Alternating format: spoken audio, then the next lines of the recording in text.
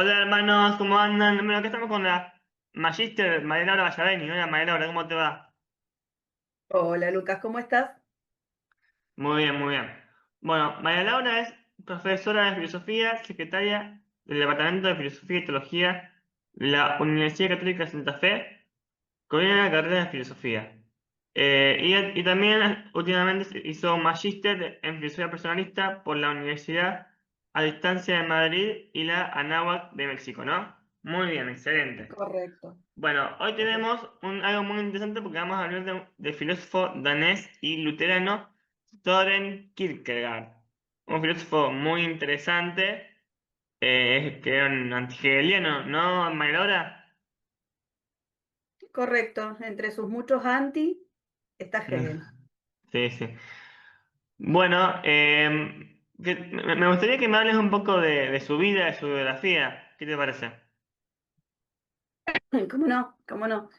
Vos sabés que con Kierkegaard pasa, en realidad debería pasar con muchos filósofos, eh, pero con algunos he encontrado que su biografía eh, se enlaza de manera estrecha y directa con su bibliografía. ¿Viste cuando uno dice vida y obra de alguien, de un autor? Bueno, tal cual.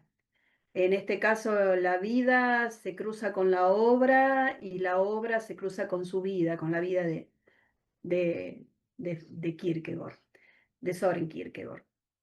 Tengo que disculparme porque danés no sé, así que las pronunciaciones se las dejaré a los expertos.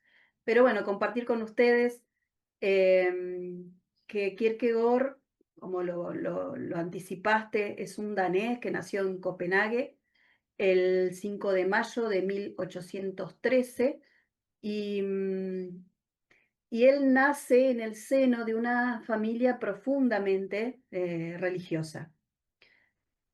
Particularmente su papá, Michael Pedersen Kierkegaard, fue una figura decisiva en su vida, un hombre de fe muy rigurosa, marcado por una infancia muy pobre y, y como contraparte con una juventud de mucha prosperidad en función del trabajo de los trabajos que realizó siendo muy pequeño.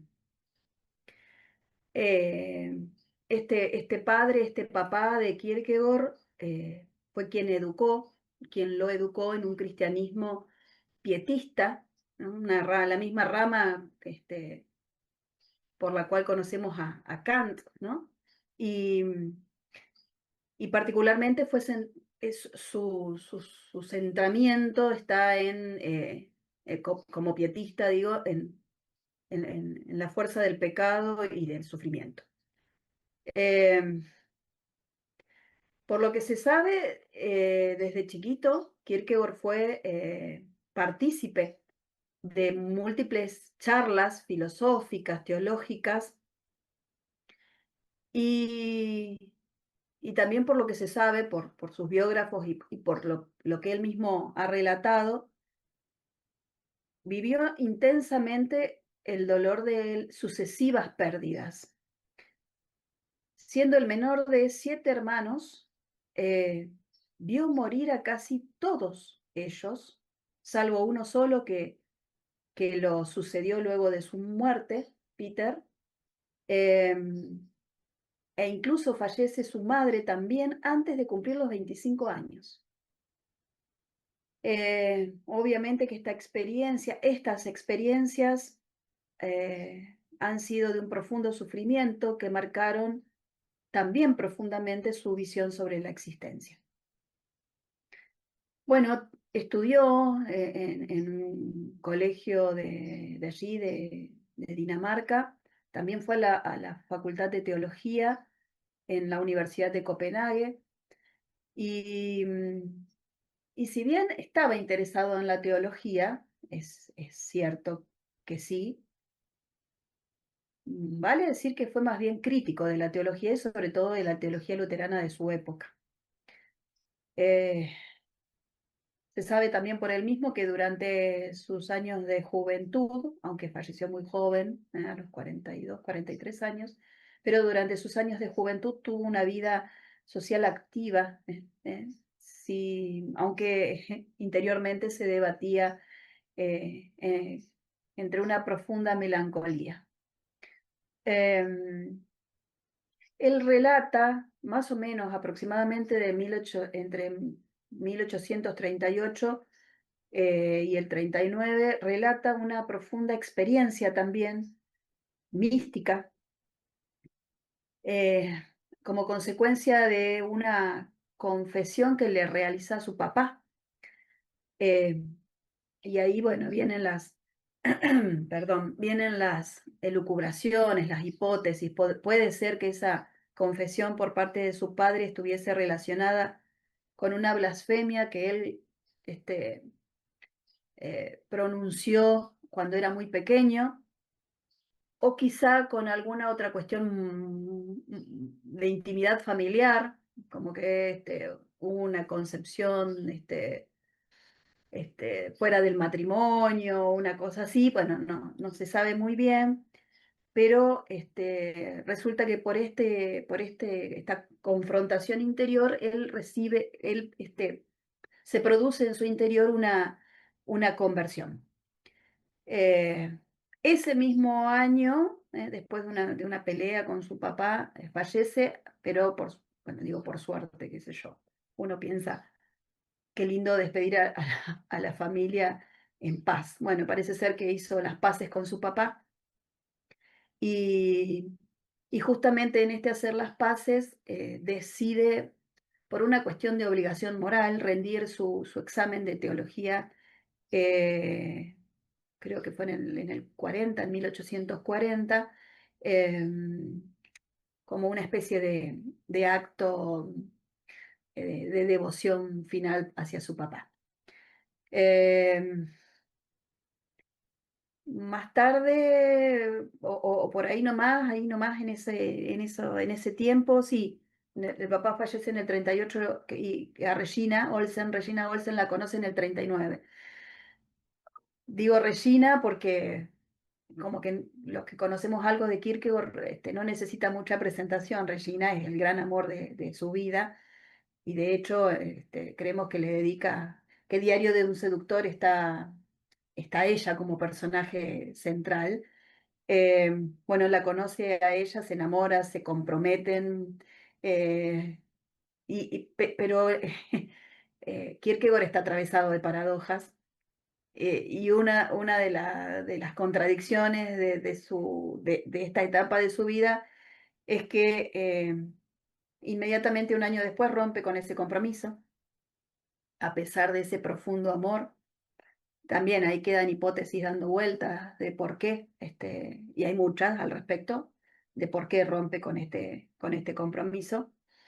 Em, Algunos creen que está convencido de que su vocación existencial no le permitía eh, llevar adelante una vida matrimonial. Mm, eh, y esta ruptura de verdad que lo va a marcar a lo largo de su vida. Eh, Viajó a Berlín posteriormente a la ruptura con Regina, creo que aproximadamente por el año 41, y ahí empieza a escribir. Tiene una gran producción filosófica, también religiosa. Y acá un paréntesis, que también tiene que ver con su biografía. Em, Si bien él produce mucha obra filosófica y por supuesto religiosa, durante prácticamente 100 años, Kierkegaard fue como un gran ignoto, un gran desconocido en el ámbito de la filosofía. Se lo conocía más bien como un literato, porque sus obras, de hecho hay obras que todavía no están traducidas del danés a otros idiomas, eh, al ser el danés, el idioma danés, al no haber traducción, y sus títulos al estar muy vinculados con lo religioso, tenía una impronta más literaria. Entonces fue como un descubrimiento posterior, ese sí que post-mortem, aunque haya escrito obras como el Postscriptum, que son, o migajas filosóficas, que son justamente muy, muy contundentes. Pero bueno, eso, a pesar de su producción del impacto que posteriormente causó, en el momento fue medio como, como un desconocido, o conocido por muy pocos. Bueno, entonces empieza, como decía, continuó una producción muy interesante.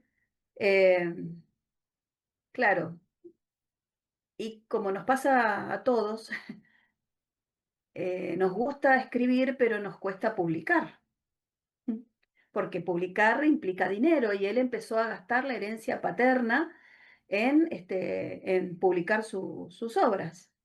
Empezó a quedarse sin fondos económicos. Le costó mucho eh,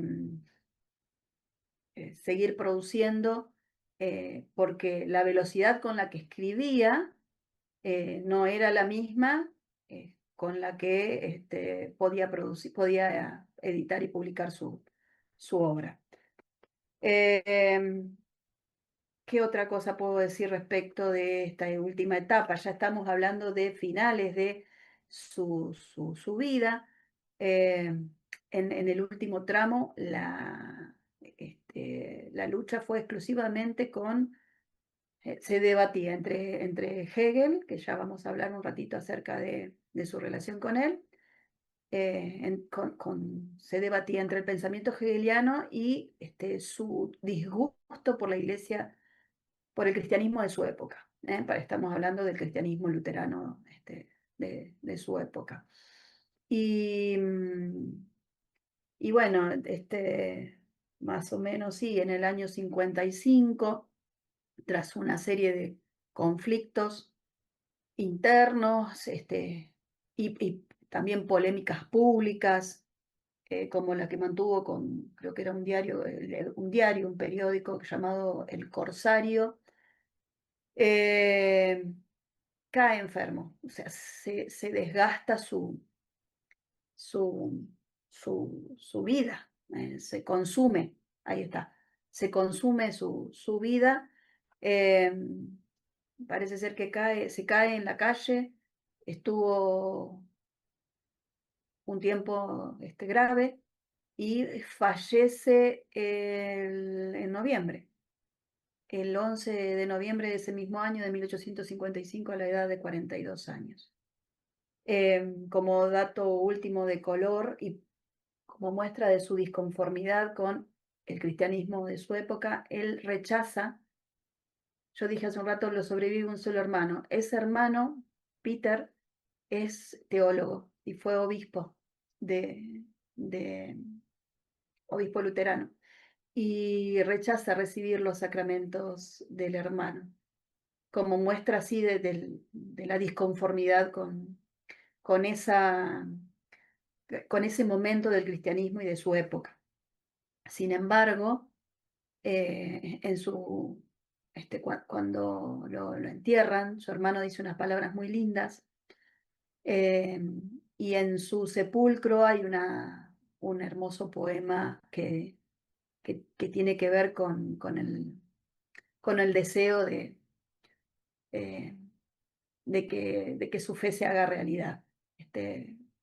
Hermoso, hermoso. Búsquenlo y van a ver unas lindas palabras. Bueno, más o menos eso sería algo muy breve, muy sintético de la vida de Kierkegaard. Buenísimo, buenísimo. Y él fue el luterano desde que nació, se convirtió al luterano más grande. Fue desde que nació, ¿no? No, no, desde que nació, lo que tengo entendido es que su papá, que era de esa fe, desde muy chiquito lo incorporó al cristianismo protestante, luterano, pietista. Buenísimo. Y para hablar un poco de las obras, yo tenía unas en mente, como, no sé, creo que era uno que, las obras del amor, que era un Ajá, seductor, ¿no? Después una sobre sí, Abraham. Contame un poco de las sí, obras de Kierkegaard. sí. Vos sabés que eh, cuando uno empieza a estudiar a Kierkegaard, se le presentan muchas dudas respecto de las obras. ¿Por qué? Primero, por algo que te dije hace un ratito que tiene que ver con esto del idioma original. Eh, y en segundo lugar, porque se puede clasificar a las obras de Kierkegaard de varias maneras. Eh, hay diferentes modos. Yo me quedo dentro de las clasificaciones que a mí me parece que impactan y que son representativas. Hay una de la Rañeta que distingue como las obras de Kierkegaard en tres grandes grupos. Por un lado, distingue las obras estéticas, por otro lado, las filosóficas y por otro lado, las religiosas. Dentro de las obras estéticas, eh, que bueno, justamente después vamos a hablar un poquito, tiene que ver con esto de cómo concibe él los estadios de la existencia. El primer estadio de la existencia sería el estadio estético. Dentro de las obras de existenciales, estéticas, estaría Diario de un seductor, eh, eh, o lo uno o lo otro, Wentenheller. eh, Creo que también estaría Estadios en el camino de la vida. Eh, Luego, dentro de las obras más bien filosóficas, se destacan el concepto de la angustia, la enfermedad mortal, migajas filosóficas, el postscriptum a las migajas filosóficas. eh, y dentro de las obras científicas, perdón, científicas, religiosas, dice Larrañeta, que estarían Temor y Temblor, Ejercitación del cristianismo, las obras del amor que mencionaste también. Esa sería una especie de clasificación un tanto reconocida por la academia. Pero después, ¿por qué viene la dificultad con este autor? Porque vos sabés que escribe con seudónimos. Y entonces ahí aparece esta cosa de la comunicación directa e indirecta, que sería otra manera de entender la producción literaria filosófica de Kierkegaard. La producción directa se refiere a esas obras que él escribe y firma como Soren Kierkegaard.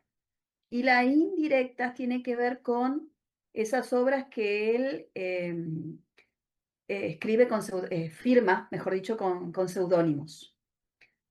También es súper interesante leer esto ¿por qué? ¿Por qué escribe con seudónimos? Una anécdota que hay al respecto de su biografía es que él cuando se muda solo, que todavía vivía su papá lo mantenía económicamente, pero decide ir a vivir solo, cuenta que tenía muchos escritorios en una parte de su casa, y de alguna manera era como que en cada escritorio él escribía bajo un seudónimo, como para posicionarse en lugares diferentes.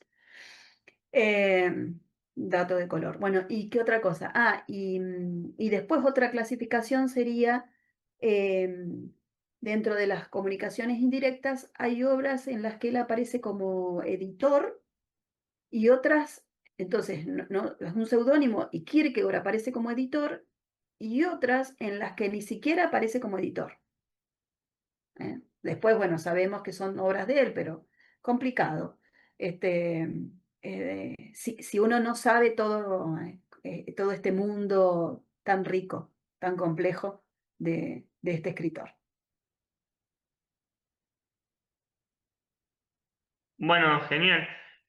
Acá pusiste un tema que no entendí bien qué es sobre sus relaciones significativas. ¿Qué querías decir de eso? Ajá.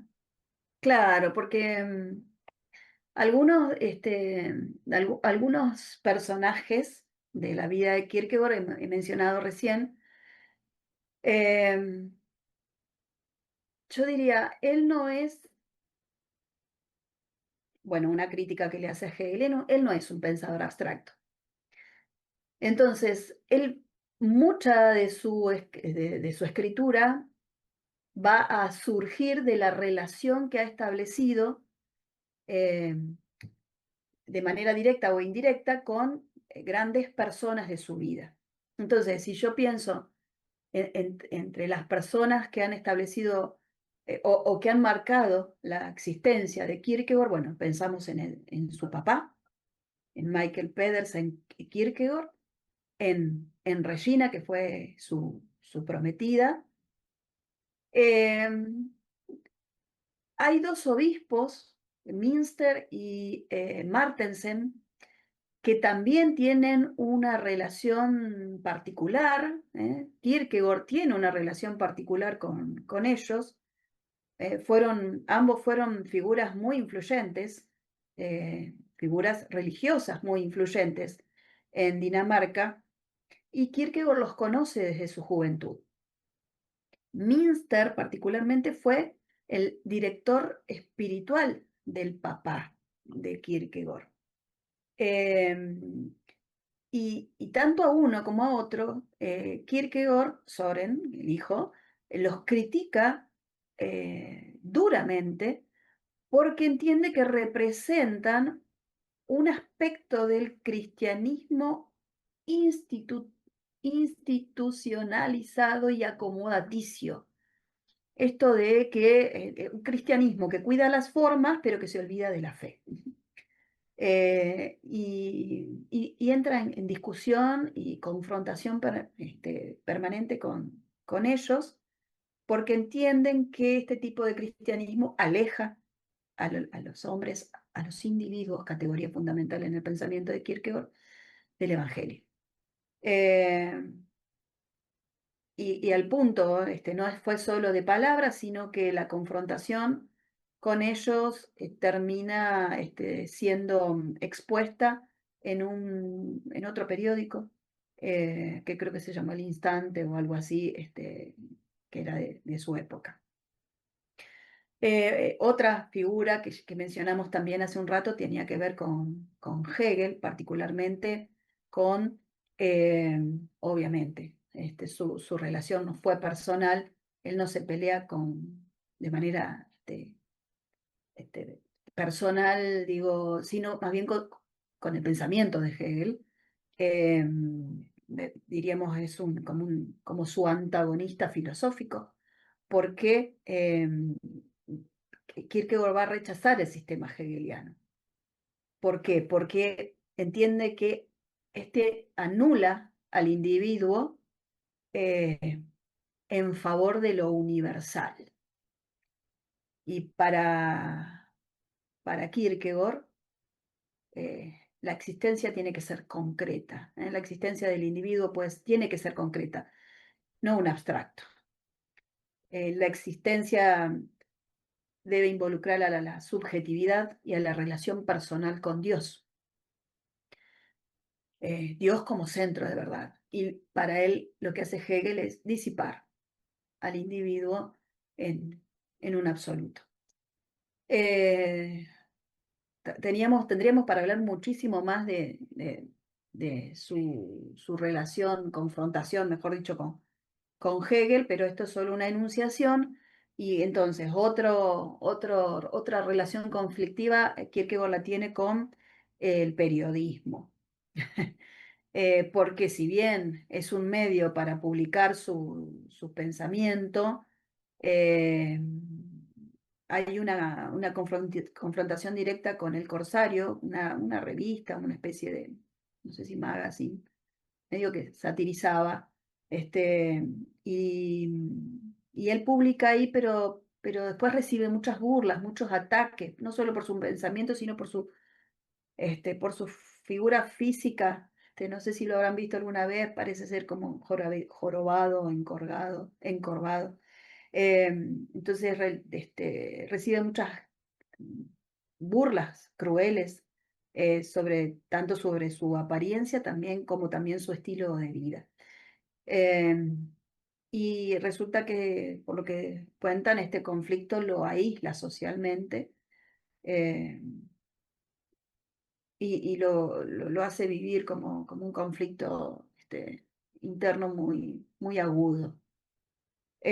Finalmente me queda uno que no he mencionado, otro que sí, estos dos últimos que a mí se me ocurre que son relaciones significativas.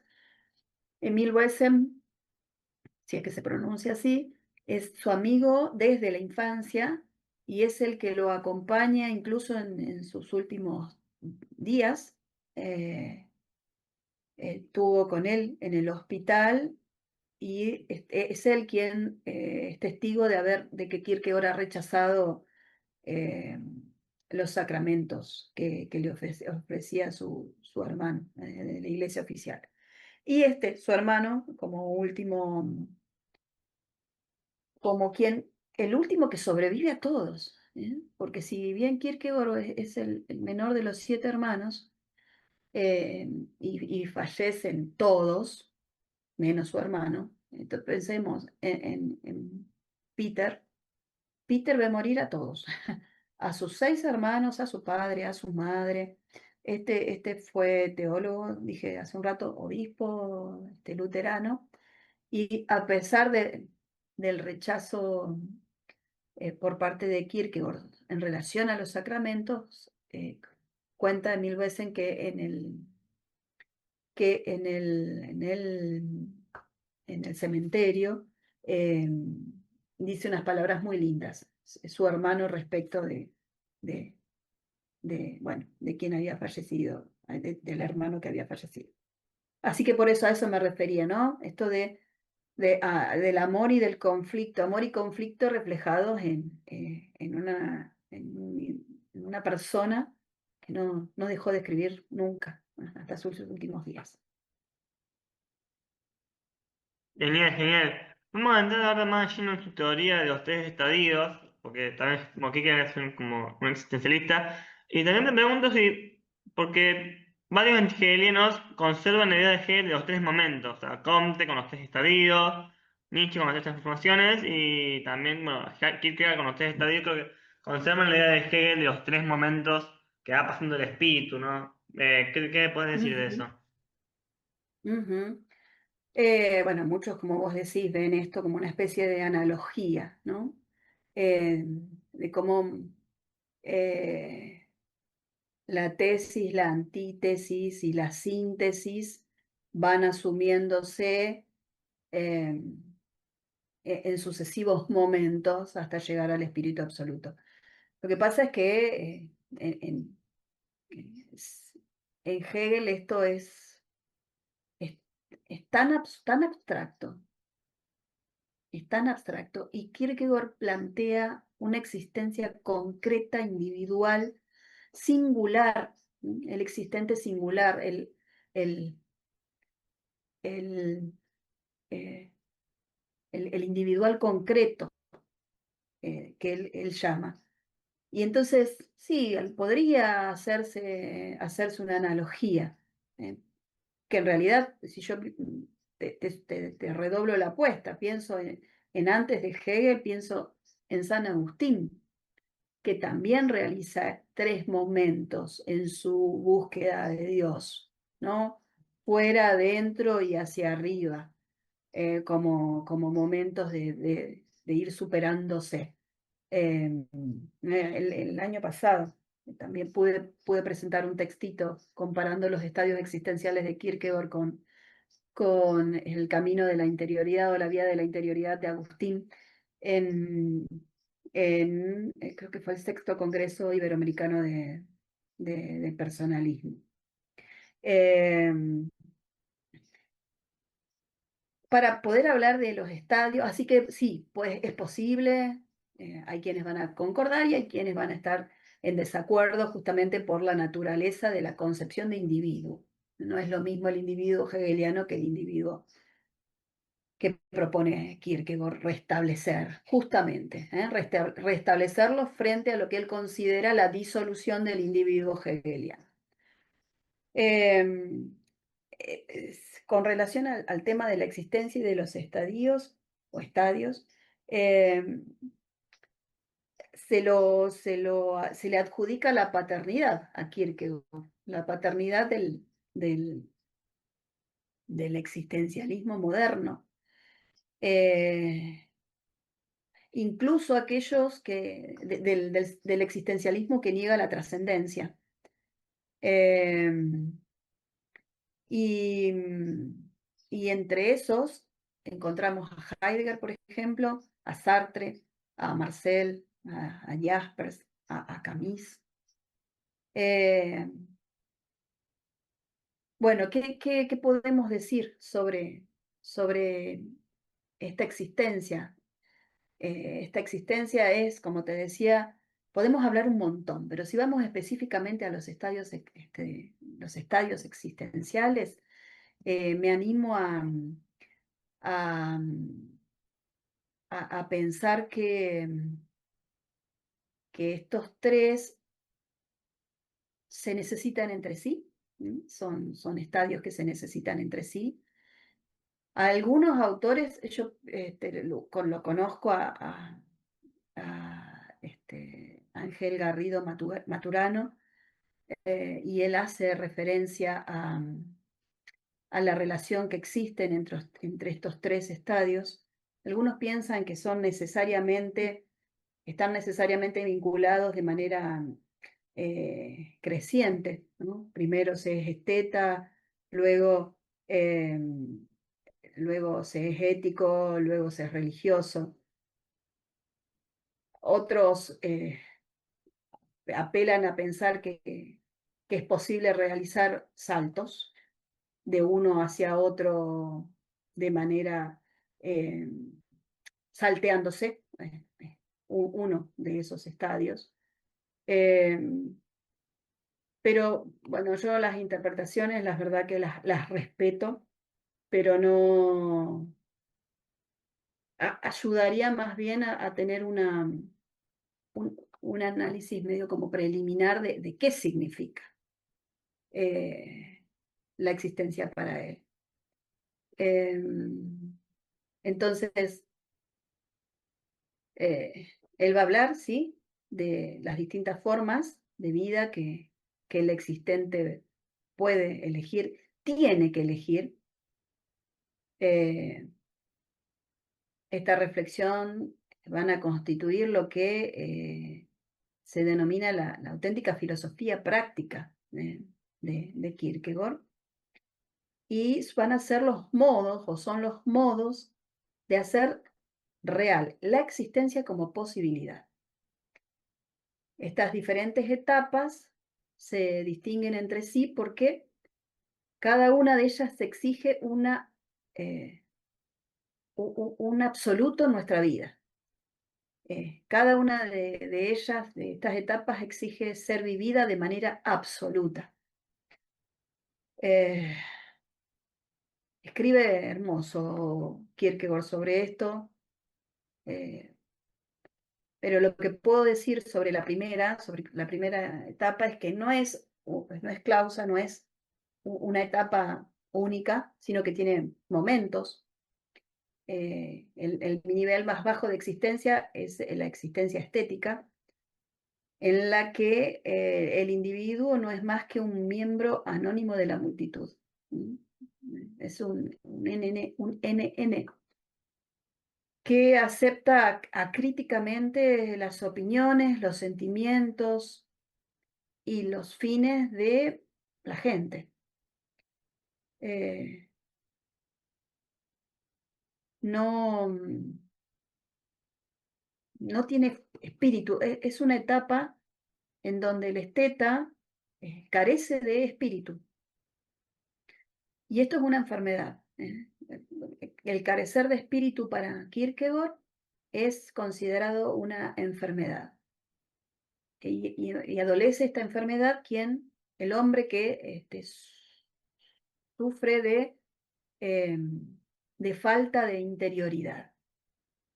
En definitiva, digo, el esteta, según Kierkegaard, es el hombre que lleva dentro una ruptura que él mismo debe comprender.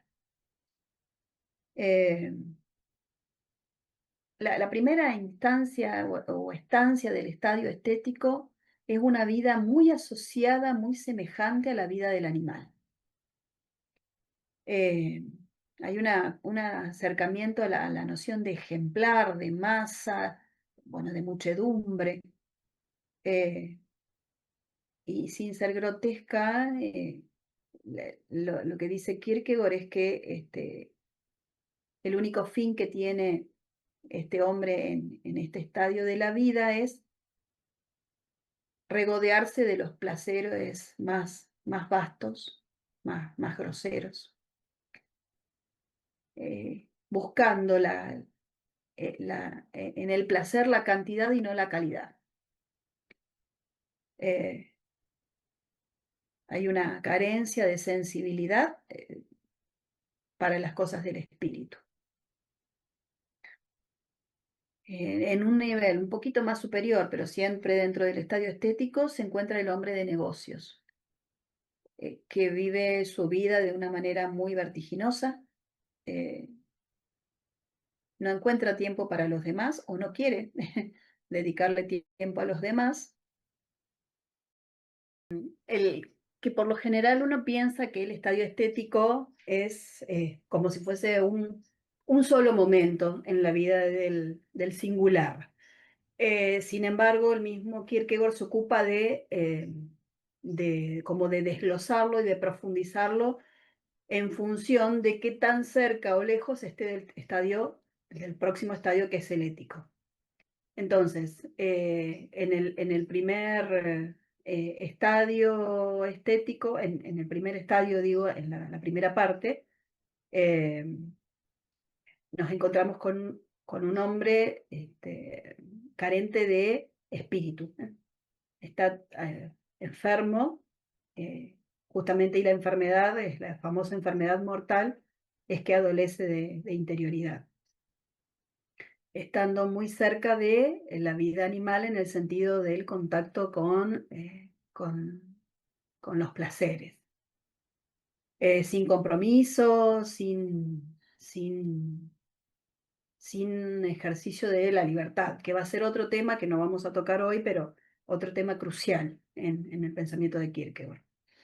El segundo tipo tiene que ver más bien con, el segundo tipo dentro de los estetas, tiene que ver con el hombre de negocios, que va muy rápido por la vida. Quizá mucho podría compararse con el hombre de hoy, ¿no? La vertiginosidad con la que nos movemos hace que no podamos profundizar ni comprometernos con muchas cosas. En el tercer grupo de los estetas se encuentran los que él llama estetas refinados, eh, que ya no buscan la cantidad como los anteriores en el placer, sino más bien la calidad, moviéndose en una vida de exquisiteces. Tienen un gran sentido artístico y una gran capacidad de interiorizar sus propios sentimientos, pero todavía no podemos decir que comience a ser eh, una auténtica tarea, como un desarrollo de la propia existencia personal. El ejemplo quizá más común, o más claro de este tipo de estetas es el que se presenta en Diario de un seductor. Y el último, dentro del estadio estético, es lo que él llama el intelectual petulante, que está encerrado en su cultura. Y de algún modo podría, según interpretaciones, podría vincularse a Hegel, podría asociarse a Hegel y a sus seguidores, eh, dentro de este grupo de estetas intelectuales, porque según Kierkegaard les falta radicalidad. ¿Y por qué les falta radicalidad? Porque no llegan hasta las últimas consecuencias éticas de la existencia personal. Eh, Todos estos tipos de estetas tienen la misma enfermedad que había mencionado antes, que es el esteticismo. A todos les falta una profunda razón por qué vivir. Viven superficialmente y, y debe provocarse un salto. Debe, para poder pasar, salir de ese estado tan descomprometido, la ironía va a ser el modo de desesperar, que les va a permitir poder dar el primer gran salto para salir de ese estadio. ¿Qué sería la ironía? Una especie de determinación existencial. Por ella, por la ironía, lo particular, la existencia particular, encuentra su sentido como tal, y lo exterior es visto como lo otro, lo ajeno, donde la interioridad se pierde. Por esta ironía, la desesperación estética va a reponer al hombre en el camino de la interioridad y de la estabilidad. Por esta misma ironía, entonces, el hombre puede dar el salto al estadio ético. Eh, entonces, en el estadio ético nos encontramos que frente al hombre de lo inmediato, que era el estadio anterior, el hombre de la exterioridad y del no compromiso, el hombre ético va a representar justamente al hombre de la elección que aparece como preliminarmente definitiva. Y allí hay una figura simbólica que es la figura del esposo, ¿vale? Es la figura del marido. Este hombre ya empieza a jugar, digo, a hacer patente el tema de la libertad y realiza una doble elección.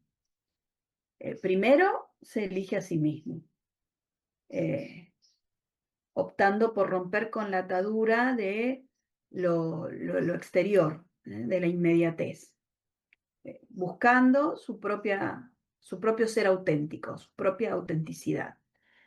Y segundo, elige de manera estable, digamos, reflexiva, eh, instaurando por primera vez la responsabilidad. Kierkegaard tiene presente a Hegel en este sentido, eh, y afirma que la ética individual es la única auténticamente real. Este, cuando uno habla de responsabilidad, tiene que hablar del individuo particular y concreto. Entonces, el existente va desde su propia individualidad y responsabilidad interior, elige. Y cuando elige, se impone el deber y la obligación. Por lo tanto, digamos que se instaura la ética. Y se autoobliga a respetar lo que eligió, lo elegido. Entonces va a aparecer ahí la conciencia de la verdad y de la responsabilidad que va a reclamar el cumplimiento del deber. Este cumplimiento del deber no es una exigencia heterónoma, sino la propia conciencia nace de la propia intención del haber elegido algo como definitivo. De todos modos, esta primera elección de lo definitivo, lo voy a hacer más corto, empieza a pesar. Pensamos en la figura del esposo, del marido, como aquel cuya responsabilidad ejecuta todo por obligación, pero cuando las cosas se hacen solo por obligación, a la larga se complica, se agudiza que todo sea por obligación. Y se transforma en costumbre, en hábito, y vuelve a aparecer la desesperación, una decepción de sí de que esta elección al final no era la definitiva. Eh, y, y lo que dice Kierkegaard es que esta desesperación se explicita en humor. Eh, este humor hace que el existente confronte con la idea de infinito. Eh, Su propia existencia finita confronta con lo infinito. Eh, entonces aparece realmente una desesperación por la cual el mundo no alcanza, lo finito no alcanza y se hace presente la necesidad de Dios. Por eso el salto al último estadio, que es el estadio religioso.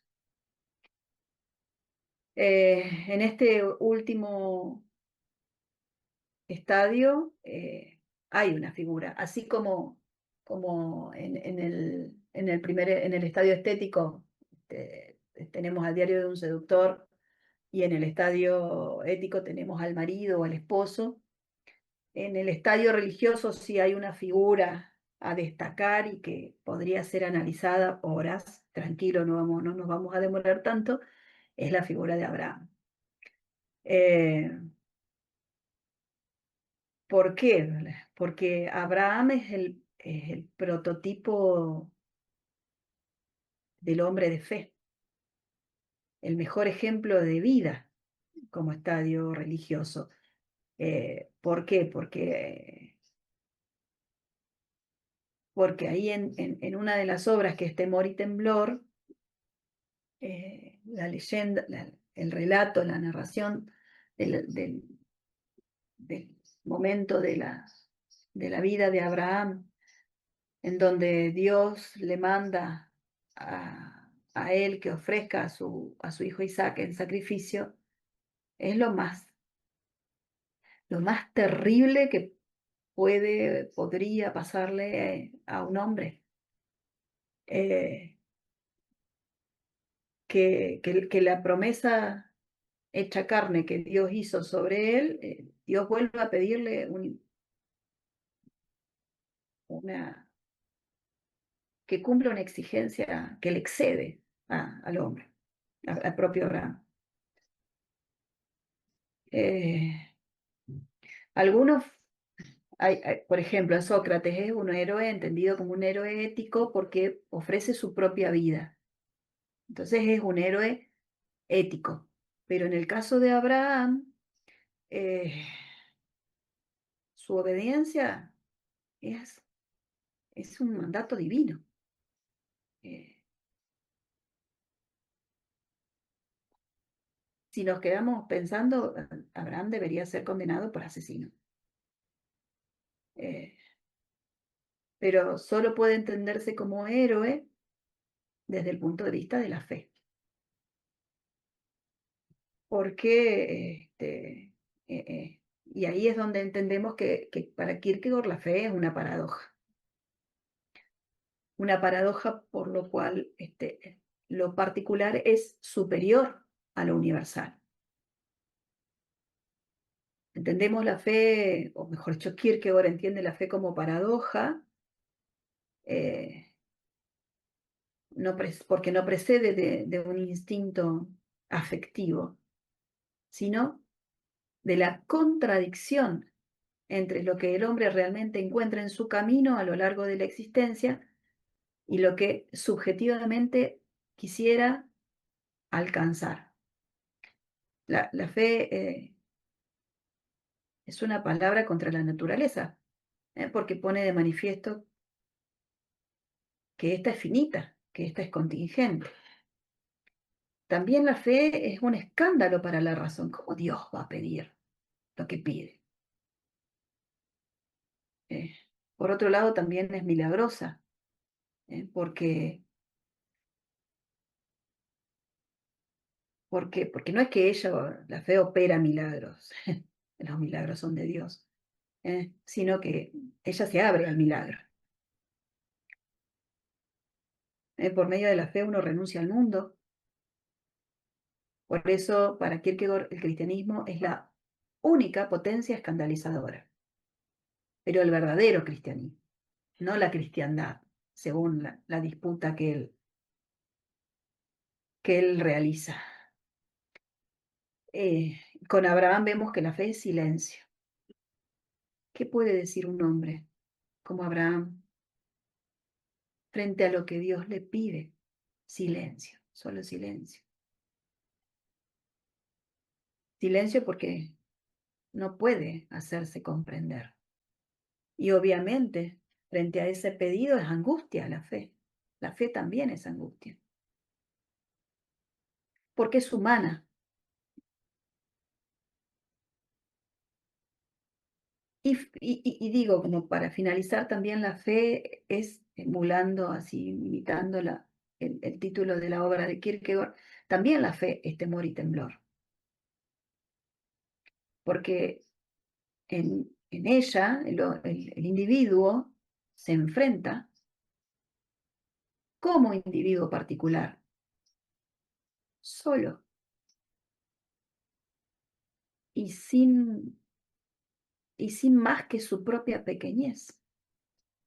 ¿A quién? Ante la inmensidad de Dios. Eh, entonces, ¿por qué la pelea con Hegel? Porque no es la humanidad la que debe, es el propio individuo quien debe afrontar las exigencias de Dios. Entonces la fe hace que el individuo quede absolutamente solo ante él. ¿Apoyado en qué? En su nada, en su poquedad. Bueno, eh, no sé, qué otra, que podría decir muchísimo más, pero me parece que por el momento hasta acá con relación al estadio religioso. Buenísimo, qué lindo, qué profundo que es Kierkegaard con el tema de la fe.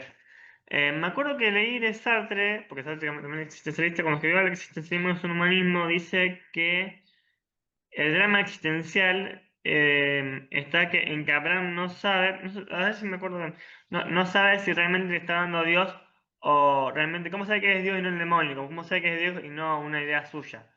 ¿Vos Mm, sabés algo de eso o no te suena? Te voy a ser honesta, tengo deudas, ¿eh? Como todo ser humano finito, tengo más deudas que logros. Así Sí. que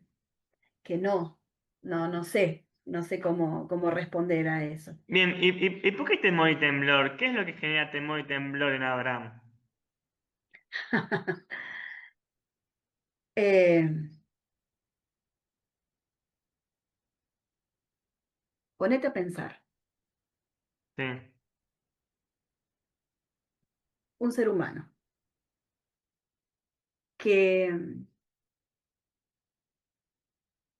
que quiere, como otros tantos ser humanos, como otras tantas personas, dejar su legado y que se ve impedido. No, no tiene la gracia, la bendición de una progenie. No le fue dado y la ancianidad se hizo presente y la ancianidad tanto de él como de su esposa y bueno, y, y sin embargo Dios le había prometido que iba a tener una descendencia tan numerosa como las estrellas del cielo o como la arena del mar, algo así, ¿no? Entonces, la fe está depositada ahí. Y cuando se logra, a ver, se logra, no es que se logra impersonalmente, cuando Dios logra de manera personal obrar ese milagro y le da a Isaac,